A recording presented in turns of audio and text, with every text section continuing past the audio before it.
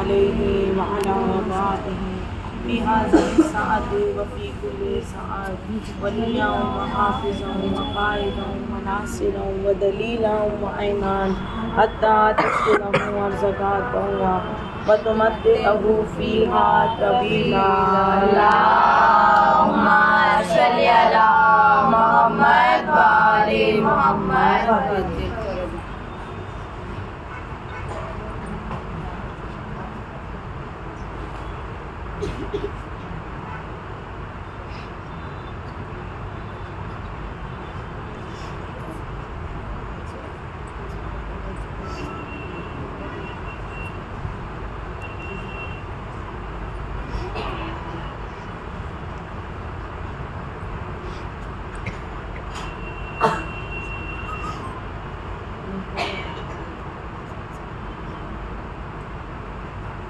اعوذ باللہ من الشیطان الرجیم، بسم اللہ الرحمن الرحیم، لا حول ولا قوة الا باللہ العلی العظیم، الحمد للہ رب العالمین بارئ خلائق اجمعین، فاطر السماوات والارض، والصلاة والسلام علی سید الانبیاء والمرسلین، سیدنا سندنا وحبیبنا ومولانا بالقاسم محمد۔ اللہم صلی علی محمد وآل محمد وآلہ الطیبین الطاہرین المعصومین المظلومین ولعنۃ الدائمۃ علی اعدائہم اجمعین، اما بعد فقد قال اللہ تبارک و تعالی فی قرآنہ مجید والفرقانہ حمید وقولہ الحق، بسم اللہ الرحمن الرحیم، انما یرید اللہ لیذہب عنکم الرجس اہل البیت ویطہرکم تطہیرا۔ اللہم صلی علی محمد وآل محمد۔ پروردگار عالم قرآن مجید میں آیت تطہیر کا اعلان کر رہا ہے کہ میں نے تمام رزق سے پاک و پاکیزہ رکھا ہے جیسے پاک و پاکیزہ رکھنے کا حق ہے۔ پروردگار، تمام تعریف اس پروردگار کی ہے کہ وہ رب العالمین ہے، وہ تمام جہانوں کا خلق کرنے والا ہے۔ وہ پروردگار جس کا نہ کوئی ہمسر ہے نہ کوئی سایہ، وہ پروردگار نہ جس کا کوئی باپ ہے نہ اس کا کوئی بیٹا ہے، وہ پروردگار جس نے ہمیں اتنی بہترین نعمت دی، اس بہترین نعمت سے ہم کو نوازا۔ وہ سب سے بڑی بہترین نعمت ہے ولایت اہل بیت علیہ السلام کی محبت۔ اس محبت پر اس نے ہمیں پیدا کیا۔ اس پروردگار کا ہم شکر ادا کرتے ہیں کہ اس نے ہمیں عقل جیسی نعمت دی۔ اس پروردگار کا ہم شکر ادا کرتے ہیں کہ اس نے ہمیں اشرف المخلوقات بنایا۔ اس پروردگار کا ہم شکر ادا کرتے ہیں کہ اس نے ہمیں اس ایام عزا میں، ایام فاطمہ میں ہمیں اس فرش پر آنے کی توفیق دی۔ اس پروردگار کا ہم شکر ادا کرتے ہیں کہ ہمیں اس فرش پر آنے کے ساتھ ساتھ ہمارے دل میں بی بی زہرا سلام اللہ علیہا کی محبت کو ڈالا۔ اللہم صلی علی محمد وآل محمد۔ کنیزان سیدہ، یہ کوئی عام بزم نہیں ہے، یہ کوئی عام فرش عزا نہیں ہے۔ امام حسین علیہ السلام کی مجلس، اس کی فرش عزا ہم 2 مہینہ 8 دن اپنے گھر میں بچھاتے ہیں، امام بارگاہوں میں جاتے ہیں، مگر یہ 18 سے 22 دن صرف ہم وہی لوگ دیتے ہیں جناب سیدہ کو جو ان کو دل سے چاہتے ہیں، جو ان سے دل سے محبت کرتے ہیں، کیونکہ جناب سیدہ سلام اللہ علیہ کی محبت اللہ نے ہر ایک کے دل میں نہیں ڈالی ہے، ہم صرف شیعوں کے دل میں ڈالی ہے کہ جناب سیدہ سلام اللہ علیہ کتنی باعظمت خاتون تھی۔ اسلام کی نگاہ میں باعظمت خاتون کی کیا اہمیت تھی، مگر اس باعظمت بیٹی کو، باعظمت ماں کو مسلمانوں نے نہیں پہچانا، مگر ہم اہل بیت علیہ السلام کا اتنی محبت کرتے ہیں، مگر اہل بیت علیہ السلام سے زیادہ اور ائمہ علیہ السلام، انبیاء علیہ السلام سے زیادہ ہم کو ان کی محبت رکھتے ہوئے ہم کو یہ بتانا ہے کہ ہم اللہ کو کتنی، اللہ کی ہمارے دل میں کتنی معرفت ہے، ہم اللہ کی توحید کا کیسے اقرار کرتے ہیں کہ ہم نے تو اللہ کو کبھی دیکھا نہیں، مگر ہم تو اس کی عبادت کرتے ہیں کہ ایک شخص ہے جو چھٹے امام، امام جعفر صادق علیہ السلام،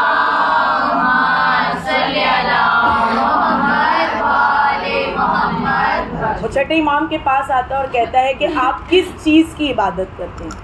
تو امام نے کہا کہ میں اللہ کی عبادت کرتا ہوں۔ تو اس نے کہا کہ آپ اللہ کو آپ نے تو دیکھا نہیں، آپ کو کیسے یقین ہے آپ اس کی عبادت کرتے ہیں؟ تو امام نے اس سے کہا کہ میں تو اتنا اس کے مشاہدے کا یقین نہیں رکھتا ہوں، مگر میرا ایمان، میرا دل اس کی طرف، اللہ کی طرف ہے، اور اللہ کو میں کسی چیز سے تشبیہ بھی نہیں دے سکتا، اور اتنا بھی مجھے پتا ہے اور اتنا مجھے یقین ہے کہ اللہ کبھی کسی پر ظلم نہیں کرتا، اللہ ہمیشہ سے رحم دل ہے۔ جب چھٹے امام نے جب اس کو بتایا تو چھٹے امام نے اس کو نہیں، ہم آپ کے لیے بھی یہ جملہ ہے کہ ہم کو اللہ کی توحید کا کیسے اقرار کرنا چاہیے کہ اللہ ایک ہے، وحدہ لا شریک ہے، یہ تو ہمیں سب کو پتہ ہے کہ اللہ کے سوا کوئی معبود نہیں ہے، اور اللہ جو چیز ہمارے لیے کرتا ہے وہ ہمارے لیے بہتری میں کرتا ہے۔ اگر پروردگار عالم اس دنیا میں ہر ایک کو ایک جیسا پیدا کرتا، ایک جیسی شکل والا پیدا کرتا، تو پتہ نہیں ہم ایک دوسرے کو پہچان نہیں سکتے تھے۔ اگر اللہ پروردگار عالم اگر ہر ایک کو پیسے والا امیر بنا دیتا، تو پھر اس غریب کا جو آج لوگ بولتے ہیں نا کہ اگر ہمارے پاس اتنا پیسہ ہوتا تو ہم کر لیتے، تو کیا اگر امیر ہوتے تو کیا بلڈنگوں کی تعمیر کر سکتے تھے، یا ہم کچھ ایسی چیز کر سکتے تھے؟ یعنی پروردگار عالم اس کے حساب کے مطابق اس کو وہ چیز عطا کرتا ہے۔ اس پروردگار کو ہم کو نہیں پتا کہ ہمارے لیے کیا بہتری ہے۔ جب ایک ماں اپنے بچے کو پیدا کرتی ہے اور جب ماں مر جاتی ہے تو ہم کنیزان سیدہ کیا جملہ کہتے ہیں کہ اب اس بچے کا کیا ہوگا، اب اس کو کون پالے گا؟ مگر ہم نے اور آپ نے کہہ دیا اور ہم اپنے اپنے گھر آ گئے، مگر پروردگار 70 ماہوں سے زیادہ اس بچے کو چاہنے والا ہے۔ پتہ نہیں اس کی ماں کو اس نے کیوں اٹھایا، اس کی ماں کیوں مر گئی اس کے بچے کو پیدا کرتے ہوئے، ہم کو نہیں پتا۔ ہم اس کی کوئی بھی چیز کا حساب کر ہی نہیں سکتے کنیزان سیدہ، ہم اس کا شکر ہی نہیں ادا کر سکتے۔ ہماری زبان، ہماری زندگی ختم ہو جائے گی اگر ہم صبح اٹھ کے خالی ایک شکر ادا کر دیں اور رات میں سو کر ایک شکر ادا کر دیں تو بھی ہم اس کی شکر کا ادا کر ہی نہیں سکتے۔ ہماری زندگیاں ختم ہو جائیں گی کہ ہم اس کی نعمتوں کا کیا شکر ادا کریں۔ ہم کر پاتے ہیں؟ نہیں کر سکتے، ہم میں ہے ہی نہیں اتنی صلاحیت کرنے کی، کیونکہ پروردگار عالم نے ہم بہت زیادہ خوش نصیب ہیں کہ اللہ نے اپنی معرفت دے کے ہم کو بھیجا۔ مگر اب ہم کنیزان سیدہ یہاں بیٹھ کر اس سے یہ دعا کر سکتے ہیں کہ پروردگار عالم تو نے جس کی محبت میں ہم کو پیدا کیا، جس کی معرفت دے کے ہم کو پیدا کیا، اس معرفت پہ ہم کو موت بھی دے، اس معرفت پہ ہی ہمارا خاتمہ کرنا، مگر اللہ کی توحید کا اقرار کرتے ہوئے کبھی اس کا انکار نہ کریں کہ اگر ہم پر کوئی مصیبت آئے یا ہم پر کبھی کوئی پریشانی آئے کنیزان سیدہ تو بہت سے لوگ بے دھڑک یہ کہہ گزرتے ہیں کیا ہم ہی ملے تھے اللہ آپ کو دینے کے لیے تکلیف۔ کنیزان سیدہ اللہ بندے کو اس کے حساب کے مطابق تکلیف دیتا ہے، اس کے حساب کے مطابق ہی اسے خوشیاں بھی دیتا ہے۔ اگر صرف خوشیاں دے دے گا تو لوگ غم دوسروں کے بھول جائیں گے۔ اگر ہمیشہ اگر ماہ رمضان کے 60 دن کے روزے، اگر 30 دن کے روزے اگر اللہ نہیں دیتا تو ہم کو کبھی غریبوں کا احساس ہی نہیں ہوتا کہ وہ کیسے بھوکے سو جاتے ہیں یا کیسے وہ پیاسے سو جاتے ہیں۔ ہم کو احساس کے لیے تو اس نے 30 دن کے روزے رکھا، جو کہ ہم باقاعدہ الحمدللہ بہترین سحری کرتے ہیں اور بہترین افطاری کرتے ہیں، مگر پھر بھی ہم کو دوسروں کی بھوک اور پیاس کا احساس کب ہوتا ہے؟ جب ہم 30 دن ماہ رمضان میں روزے رکھتے ہیں۔ تو ہم کو اللہ کی توحید اور اس کی معرفت ہم کو بہت زیادہ ضروری ہے۔ اس فرش عزا پہ، ایام عزا پہ، ایام فاطمیہ میں ہم 18 سے 20 دن اگر مجلس کر رہے ہیں تو جناب سیدہ کو تو ہم پرسہ دے رہے ہیں، مگر جناب سیدہ کیا چاہتی ہیں ہم سے، ہم کو یہ دیکھنا ہے کہ جناب سیدہ ہم سے کیا چاہتی ہے، ہماری کون سی چیز سے وہ خوش ہوتی ہیں کنیزان سیدہ۔ کیونکہ ہم کو اللہ کی توحید اور اللہ کو پہچاننا بہت زیادہ ضروری ہے۔ اللہ کی توحید کا ہم کو ہر وقت اقرار کرتے رہنا چاہیے، کیونکہ اللہ سے زیادہ ہم کو کوئی چاہنے والا نہیں، وہ جتنا چاہے گا کوئی نہیں چاہے گا ہم کو۔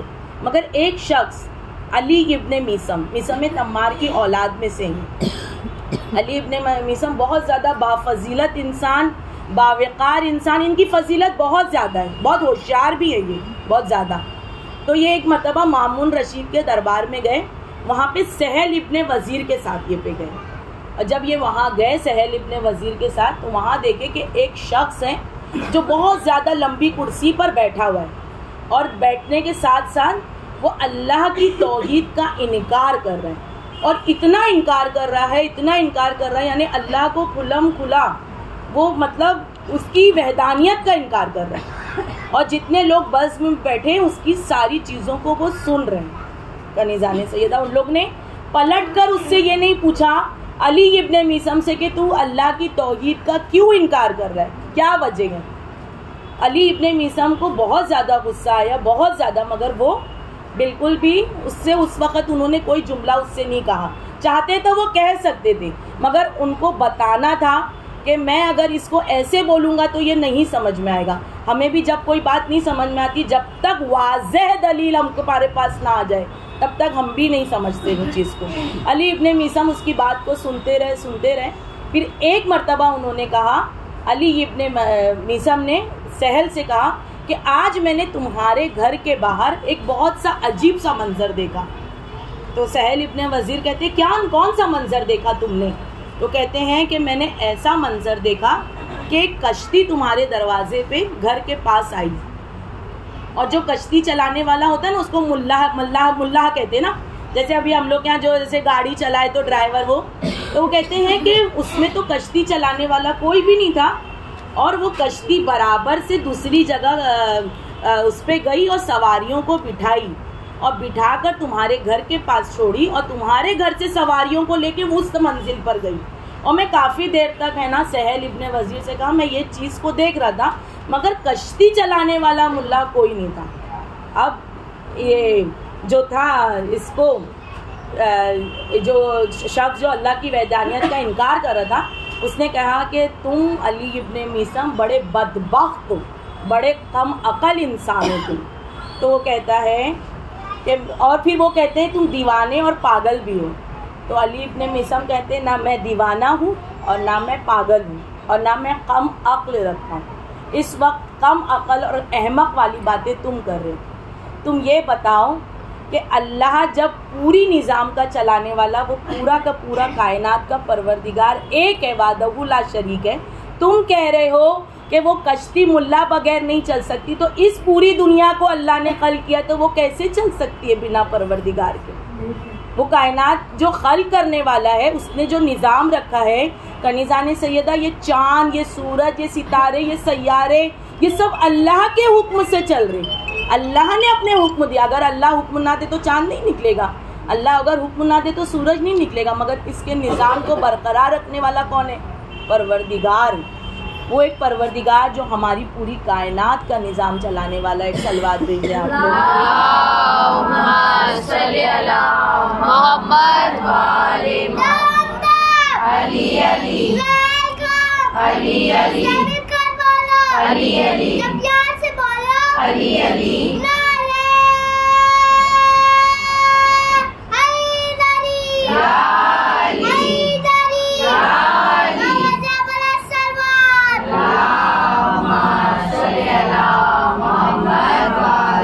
جب علی ابن میثم نے اس کو بہت اچھے سے سمجھایا تب وہ بہت شرمندہ ہوا۔ ظاہر سی بات ہے اس کو بھی لگا ہوگا کہ میں کس کی وحدانیت کا انکار کر رہا ہوں۔ وہ پروردگار جو سب چیز کا پالنے والا ہے، وہ پروردگار جو ہماری چھوٹی سی چھوٹی چیزوں کا نگہبان ہے، وہ پروردگار۔ مگر اس پروردگار نے کیا کہا ہے؟ اس پروردگار نے کہا ہے کہ تم 1,24,000 انبیاء علیہ السلام کو مانو، ائمہ علیہ السلام کو مانو۔ تو اس کے بعد پروردگار نے یہ حکم دیا کہ میری توحید کا اقرار کرتے ہوئے میرے توحید میں شرک مت کرو۔ شرک یعنی سب سے بڑا گناہ، کہ اللہ کیسا ہے، وہ کیسا دکھتا ہے، وہ کیسا ہوگا، ہمیں اس کو تصور بھی نہیں کرنا چاہیے کہ اللہ کیسا ہوگا۔ اللہ نے کہہ دیا وہ چیز غلط ہے تو وہ چیز غلط ہے، مگر یہ چیز ہماری طرف کیسے آئی، ہم کو کس نے پہچانوایا؟ تو وہ انبیاء علیہ السلام کے ذریعے ہماری طرف آئی۔ مگر پروردگار اس کے بعد کہہ رہا ہے کنیزان سیدہ ایام فاطمیہ ہے، تو ظاہر سی بات ہے کہ جناب سیدہ کے متعلق ہی، کہ جناب سیدہ کے بارے میں ہی کوئی بات ہو، مگر جب بات چلتی ہے تو اس میں ایک یہ ہوتا ہے کہ جناب سیدہ کیسے بہترین بیٹی بنی تھی، اور کیسے بہترین ماں بنی تھی، اور کیسے بہترین زوجہ بنی۔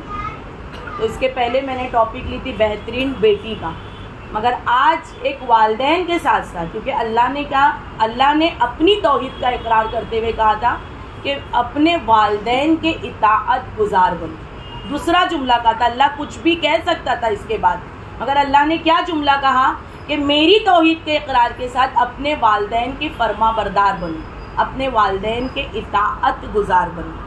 تو کنیزان سیدہ ہمارے معاشرے میں پروردگار جب ایک عورت کو جب بچہ دیتا ہے تو وہ عورت ایک مکمل ماں بنتی ہے، تو اس کا پورا پہلو ایک مکمل پہلو ہو جاتا ہے نا. جب ایک بیٹی بنتی ہے، بہن بنتی ہے، اس کے بعد جب وہ ماں بنتی ہے تو اللہ اس کے پورے پہلو کو مکمل کر دیتا ہے، یعنی وہ ایک پوری مکمل عورت ہو جاتی ہے. مگر جب وہ ایک ماں بنتی ہے اور پھر جب اس کی اولاد ہوتی ہے تو وہ یہ چاہتی ہے کہ میری اولاد اتنی فرما بردار بنے، اتنی فرما بردار بنے، یعنی اس کے ہر ایک حکم کو، میرے ہر ایک حکم کو مانے. تو کنیزان سیدہ ہم کو بھی اپنے بچوں کی پرورش کو ویسے ہی کرنا چاہیے جیسے اللہ ہم کو حکم دے رہا ہے، چاہے بیٹوں کی وہ ہو چاہے بیٹیوں کی. کنیزان سیدہ کیونکہ ہر چیز ماں دیکھیے اپنے بچوں کو بہت چاہتی ہے، بچے ماں کو کبھی چاہے نہ چاہے بچے کبھی نہ کبھی بے رخی کر ہی دیتے، مگر کنیزان سیدہ ماں کبھی اپنے بچوں سے بے رخی نہیں کرتی، چاہے وہ جانور کی بھی ماں ہو، چاہے وہ پرندے کی بھی ماں ہو، کوئی بھی ماں ہو، کسی کی بھی ماں ہو. اگر پروردگار نے ماں کے دل میں ایک رحم، ایک دل ایسا دیا ہے کہ وہ اپنے بچوں کا کبھی برا چاہتی ہی نہیں، کبھی نہیں برا چاہتی. کہ ایک ہے نا سمندر کے پاس ایک درخت ہے اور اس پہ چڑیا کا گھونسلہ ہے. یہ چڑیا کا گھونسلے کے پاس، سمندر کے پاس ہی مطلب درخت ہے اور اس پہ چڑیا کا گھونسلہ ہے. تو یہ سمندر کی لہر جب بہت تیزی سے آئی نا تو چڑیا کا گھونسلہ گر گیا اور اس کی جو ماں تھی وہ اڑ گئی اور اس کا جو بچہ تھا نا وہ سمندر کے اندر گر گیا. اب جب ماں اپنے بچے کو ہے نا، چڑیا اپنے بچے کو جب ہے نا پانی کے اندر جا رہی ہے کہ میں بچے کو لے آؤں باہر، تو چڑیا کا پر خود بھی بھیگ گیا. اب جب بھیگ گیا تو وہ لڑکھڑانے لگی. تو اس چڑیا نے سمندر سے کہا کہ تو ایک ایسا لہر کا بہاؤ دے کہ میرا بچہ سمندر کے کنارے آ جائے. یہ چڑیا ماں نے اپنے سمندر سے یہ جملہ کہا. تو سمندر کہتا ہے کہ میں اتنا جوش میں تھا وہ، تو وہ کہتا ہے کہ میں تیرے بچے کو کبھی یہاں سے وہاں کروں گا ہی نہیں، اور میں اتنا بہت طاقتور انسان ہوں کہ ابھی چاہوں تو پوری دنیا کو غرق کر سکتا ہوں. اس کی ماں کا کیا جملہ تھا معلوم؟ اس کی ماں نے یہ جملہ کہا کہ اگر میں چاہوں تو ابھی تیرے سمندر کو خشک کر سکتی ہوں. تو وہ کہتا ہے تو ایسا کر سکتی ہے؟ سمندر کہتا ہے تو ایسا کر سکتی ہے؟ تو وہ کہتی ہے ہاں میں کر سکتی ہوں. تو بولتا ہے تو کیسے کر سکتی ہے؟ سمندر کہتا ہے اس سے.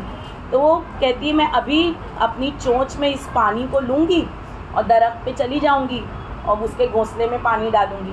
تو وہ کہتا ہے تو کتنی بار کرے گی؟ تو وہ کہتی ہے کہ میں یہ چیز کرتی رہوں گی. اور وہ کیا کرتی ہے؟ چونچ میں پانی لیتی ہے اور اڑ کے جاتی ہے درخت پہ پانی ڈالتی ہے 2 سے 3 مرتبہ. ایک کتاب میں 2 سے 3 ہے، ایک کتاب میں 7 سے 8 ہے، مگر 7 سے 8 ہی مرتبہ وہ ایسا کرتی ہے. اب یہ کہتا ہے کہ تو یہ چیز کر رہی ہے، میرا سمندر پورا ریگستان ہو جائے گا، تو یہ چیز مت کر. تو وہ کہتی ہے کہ آج تو میں تجھے، تیرے طاقت کو، تیرے جوش کو میں ختم کر دوں گی، مگر اپنے بچے کو میں اس سمندر سے تو باہر نکالوں گی. تو وہ کہتا ہے کہ جیسے ہی یہ جملہ یہ کہتی ہے نا تو سمندر ایسی لہر مارتا ہے کہ وہ جا کے اس کا بچہ کنارے آ جاتا ہے. تو وہ جو درخت کھڑا رہتا ہے وہ یہ منظر کو دیکھ رہا ہوتا ہے. تو وہ درخت اس سمندر سے کہتا ہے کہ تیرے میں تو بڑا جوش تھا، تو نے بہت زیادہ جوش دکھایا تھا کہ میں تجھے غرق کر دوں گا، اس سمندر کو میں اتنا جوش دلاؤں گا کہ پوری زمین میں پانی پانی ہو جائے گا. تو وہ کہتا ہے کہ میں اس چڑیا سے نہیں ڈرا، میں ایک ماں کے جوش سے ڈرا، کہ اس ماں کا جوش اتنا تھا کہ یقیناً یہ جوش سے ہے نا یہ سمندر کو ریگستان کر سکتی تھی. ایک صلوات بھیجا.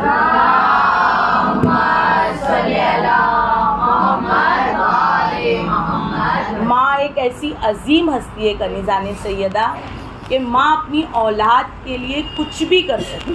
اگر اس کا بچہ دیوانہ ہوتا ہے، پاگل ہوتا ہے، تو بعض لوگ کہتے ہیں کہ اس بچے کو اللہ اٹھا لے، مگر وہ ماں کہتی نہیں، میں میرے بچے کو تو اچھا کروں گی، میرا بچہ اچھا ہو جائے گا، کیونکہ اللہ نے ماں کے دل میں، ماں کے رحم میں یہ چیز ڈالی ہے کہ پروردگار مجھے کچھ بھی ہو جائے مگر میرے بچے پہ کبھی کوئی مصیبت نہیں، میرے بچے پہ کوئی پریشانی نہیں ہے۔ واقعی میں کوئی چیز نہیں تھی، ایک ہمارے لیے ایک سبق آموز چیز تھی کہ واقعی یہ کنیزان سیدہ کہ ایک ماں کی طاقت، ایک ماں کی چیز ایسی ہوتی ہے کہ جو اپنے بچوں کے لیے کچھ بھی کر سکتی ہے۔ اور جب کنیزان سیدہ ماں زندہ ہوتی ہے نا تو اور ہی الگ طاقت ہوتی ہے، کیونکہ ماں ہمیشہ اپنے بچوں کے لیے قدم با قدم دعا کرتی ہے، کیونکہ جب ماں زندہ رہتی ہے ماں میں یہ طاقت ہوتی ہے کہ ماں اپنے بچوں کے لیے دعا کرے، اور یقیناً جب ماں دعا کرتی ہے تو اللہ اس کی دعا کو قبول بھی کرتا ہے۔ بڑے سے بڑے چٹان، بڑے سے بڑے چیز ہل جاتی ہے ماں کی دعاؤں سے، ایسی چیز اللہ نے اس چیز میں طاقت رکھی ہے ماں کی دعا میں۔ مگر کنیزان سیدہ کی جب ماں مر جاتی ہے اور پھر جب قبرستان جاتے ہیں تو اسی خاک کو ہم ڈھونڈتے ہیں کہ ہماری ماں ہمیں کبھی پلٹ کر جواب دے، ہماری ماں کبھی ہم سے کچھ بولے، کیونکہ جب لڑکی شادی ہو کے جب سسرال جاتی ہے اور جب مائکے آتی ہے تو اس کو ایک یہ رہتا ہے کہ میری ماں کبھی مجھ سے پوچھے گی بیٹا آج تم نے کھانا کھایا، بیٹا آج تم نے کیا کیا، کیونکہ ماں سے بچوں کا ایک اٹیچی زیادہ ہوتا ہے۔ لڑکیاں زیادہ اپنی ماں سے بیان کرتی ہیں ہر چیز کو، کیونکہ ماں ایک عظیم ہستی ہے کنیزان سیدہ۔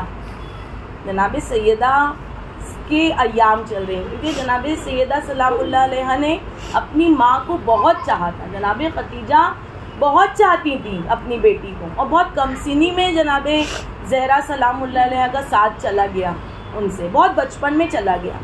مگر جب عائشہ لعنت اللہ آئی، اور عائشہ لعنت اللہ جناب سیدہ سلام اللہ علیہ کو بہت طعنے دیتی تھی اپنی ماں کے، بہت بولتی تھی، مگر کبھی بھی جناب زہرا نے پلٹ کر ان کو جواب نہیں دیا، اور نہ کبھی اپنے بابا سے شکایت کی کہ بابا وہ مجھے اتنا بولتی ہیں، اتنے طعنے دیتی ہیں، کبھی نہیں، کبھی کچھ کہا ہی نہیں میری بیوی نے۔ 18 سال کی زندگی میں زہرا سلام اللہ علیہ نے ہمیں بہت سی زندگی کا درس دے کر گئی، بہت سی چیزوں کا درس دے کے گئی۔ ماں کی محبت بہت چھوٹا لفظ ہے ماں، مگر بہت قیمتی لفظ ہے، کہ ماں کے پیروں تلے جنت پروردگار نے ایسے ہی نہیں رکھ دی ہے، کہ ماں ایسی ایک عظیم ہستی ہے کنیزان سیدہ کہ ہم آپ جتنا بیان کریں اتنا کم۔ کہ یہی ایک جناب سیدہ ہے کہ جو 28 صفر کو ان کا بابا اس دنیا سے گیا تو مدینے کے مسلمانوں نے جناب سیدہ کو پرسہ نہیں دیا۔ کیا جناب سیدہ کی عظمت کو نہیں جانتے تھے؟ کیا جناب سیدہ کو نہیں پہچانتے تھے مسلمان کے لوگ؟ مگر جناب سیدہ ایسی عظمت والی خاتون تھی، کائنات کی 2 عظیم شخصیت، ایک جناب سیدہ اور ایک جناب سکینہ۔ ان 2 شہزادیوں کو رونے نہیں دیا گیا جناب سیدہ کنیزان سیدہ۔ جب بھی روتی تھیں تو مدینے کے مسلمان کہتے تھے علی فاطمہ سے کہا کرو یا دن کو رویا کرے یا رات کو رویا کرے۔ میں ہاتھ جوڑ کے کہوں گی بی بی، مدینے کے مسلمانوں نے یہ جملہ کہا کہ رات کو رویا کریں یا دن کو، مگر جب کربلا آئی ہے میری بیوی تو جناب سکینہ جب روتی تھی اپنے بابا کو یاد کر کے تو لوگ ان کو تماچے مارتے تھے، ان کے گوشوارے چھینتے تھے۔ جب بی بی مدینے میں آپ کی چادر سلامت تھی، آپ کا پردہ سلامت تھا بی بی، آپ کو کوئی آپ کی ردا چھیننے والا نہیں تھا، مگر بی بی جب کربلا آئیں گی تو جناب سکینہ پہ اتنے ظلم ہوئے ہیں کہ جب عصر عاشور جب سکینہ کا بابا سکینہ سے جدا ہوا ہے، سکینہ ایک پل بھی چین سے نہیں سو سکتی تھی، جب بھی روتی تھی اپنے بابا کو یاد کرتی تھی۔ ایک دن عصر عاشور جناب زینب نے کہا ام کلثوم سے کہ ام کلثوم بچوں کی گنتی کرو، بچے کم دکھائی دے رہے۔ جناب ام کلثوم خیمے میں گئی، دیکھا بچوں کی گنتی کی، جناب سکینہ نظر نہیں آئی، دوڑی دوڑی آئی جناب زینب کے پاس، کہا زینب سکینہ نظر نہیں آ رہی ہے۔ بس یہ سننا تھا نا جناب زینب بے چین ہو گئی، کہا میرے بھیا کی امانت ہے قید خانے کی، کیونکہ جب میرا مولا حسین رخصت آخر گئے تھے نا تو جناب زینب کو یہی کہا تھا کہ زینب میری بیٹی سکینہ قید خانے کی امانت ہے، اس کو سنبھالو. کہ جب جناب زینب گئی ہے نا ریگستان کا صحرا تھا، کنیزان سیدہ میری بیوی کے پاس کوئی نہیں تھا، ان کا بھائی بھی چلا گیا تھا، ایک فقط سید سجاد تھے. جب گئی ہے نا ریگستان کے صحرا میں ڈھونڈنے جناب سکینہ کو، تو یہ کہتی بھی جا رہی تھی اے سکینہ، اے بابا کے دل کا سکون، اے سکینہ تو کہاں ہے؟ آواز آئی پھوپھی اماں، پھوپھی اماں آپ کی سکینہ یہاں ہے. جیسے ہی جناب زینب گئی نا، دیکھا ایک لاشا ہے جو تن سے جدا ہے. کہا پھوپھی اماں سے پھوپھی اماں میں یہاں بیٹھی ہوں. جناب سکینہ سے کہا جناب زینب نے بیٹا تو یہاں کیا کر رہی ہے؟ کہا پھوپھی اماں جب بابا یہاں سے گئے تھے نا، جب میرا بابا شہید ہوا تھا نا، میں اپنے بابا کو آواز دے رہی تھی بابا، اے بابا سکینہ آپ کے بنا نہیں رہ سکتی. تو جب یہ لاشے سے آواز آئی تھی الیہ الیہ سکینہ یہاں تیرا بابا یہاں پر ہے. بس پھوپھی اماں یہ میرے بابا کا سینہ ہے، اب یہ سکینہ یہی اپنے بابا کے سینے پر سوئے گی. جناب زینب اتنا روئی تھی. جناب زینب نے کہا تھا سکینہ اب تیرا بابا نہیں آئے گا، اب تیرا بابا روز قیامت تجھ سے ملے گا. جناب سکینہ کو گلے لگا کے اتنا روئی تھی جناب زینب کہ جناب سکینہ نے کہا تھا پھوپھی اماں یہ